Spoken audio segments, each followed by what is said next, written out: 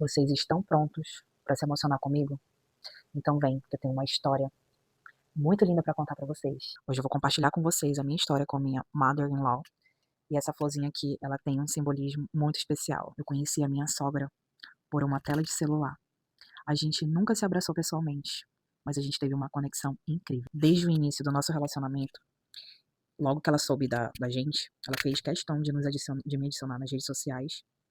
E sempre que ela podia, ela mandava uma mensagem com um pouco de receio por eu não saber falar inglês, mas ela dizia que queria me conhecer um pouco melhor. Ela lutava por muitos anos contra um câncer e o médico já tinha dado um tempo determinado para ela e o tempo foi passando até que as coisas complicaram. Nós criamos um vínculo, uma conexão e mesmo nunca tendo encontrado ela pessoalmente, a gente tentava se comunicar e nós tínhamos um encontro todos os domingos por videochamada. E com o passar do tempo, as coisas foram ficando um pouco mais complicadas. A doença já tinha ido para um outro estágio, e mesmo com a medicação e com o tratamento, não ia mais surtir o efeito devido ao avanço.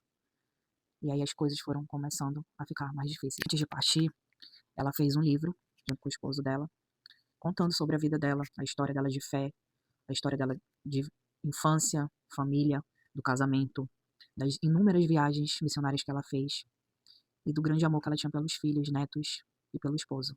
Ela fez questão de colocar o meu nome e o do meu filho, Miguel, como membro da família, como parte daquele elo.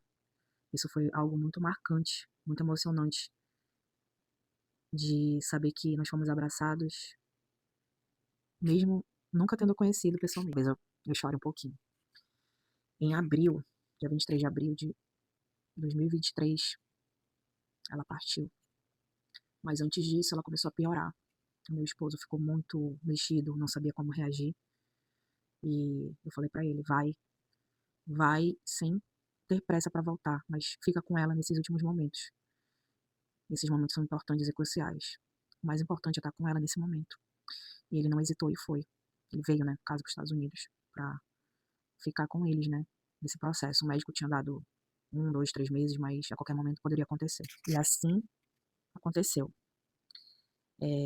Antes de ela piorar, eu lembro que a gente fez uma videochamada e eu sempre fui muito sensitiva para algumas questões.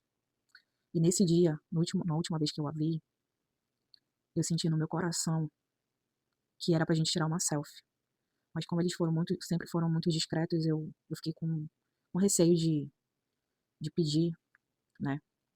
E ela sempre estava muito sorridente. Os olhos dela tinham uma vivacidade incrível que eu nunca tinha visto. Uma vontade de viver grande. Ela sempre estava tentando se arrumar para disfarçar o cabelinho dela. Ela não queria que nós a víssemos, eu acho, né? A visse da forma que ela estava.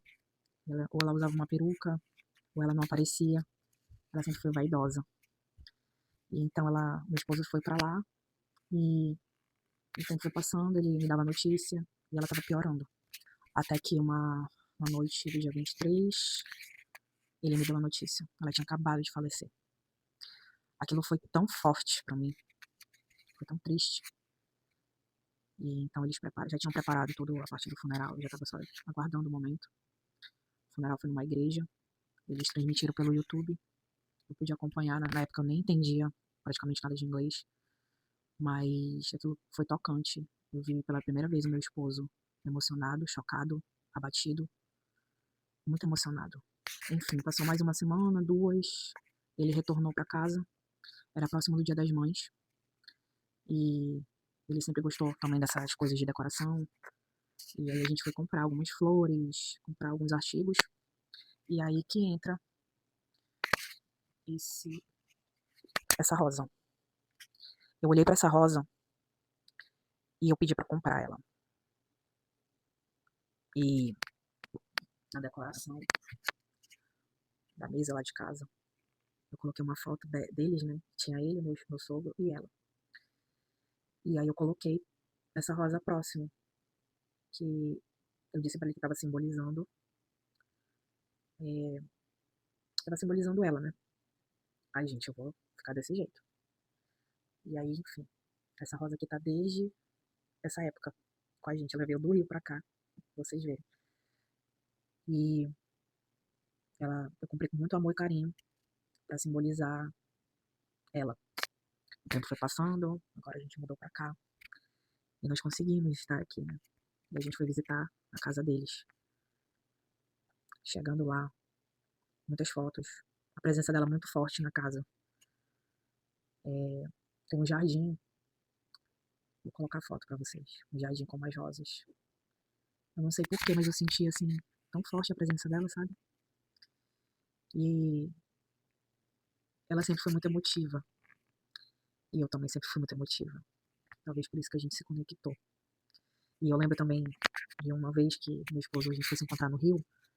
Eu comprei. O Miguel escolheu uma cerâmica que tinha uma frase. Ela já tava doente, eu acho. E a frase era alguma coisa sobre fé e tal. E eu lembro que ela mandou mensagem pra mim. Ela colocou do lado da cabeceira dela. Ela disse que toda vez que ela abria os olhos, era a primeira coisa que ela via era aquela mensagem. E ela tinha ficado muito grata. E eu me lembro muito, muito desses detalhes. Foi uma mulher incrível. Eu lembro das fotos, das últimas fotos dela. A tristeza de estar sofrendo, mas ao mesmo tempo uma vontade de viver tão grande, que eu nunca vou esquecer. Os olhos dela brilhavam com uma alegria que transmitia paz pra gente, sabe? E eu não pude conhecê-la pessoalmente, mas eu sempre vou lembrar ela com muito amor.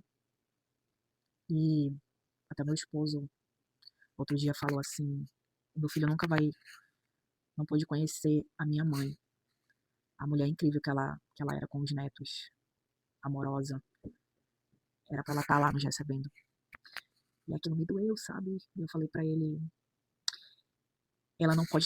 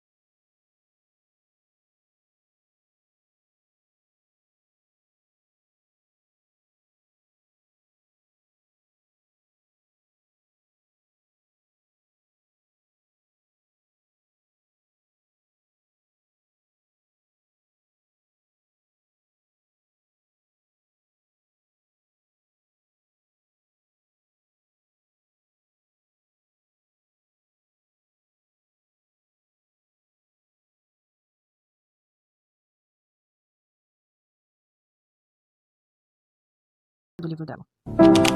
There is a house built out of stone.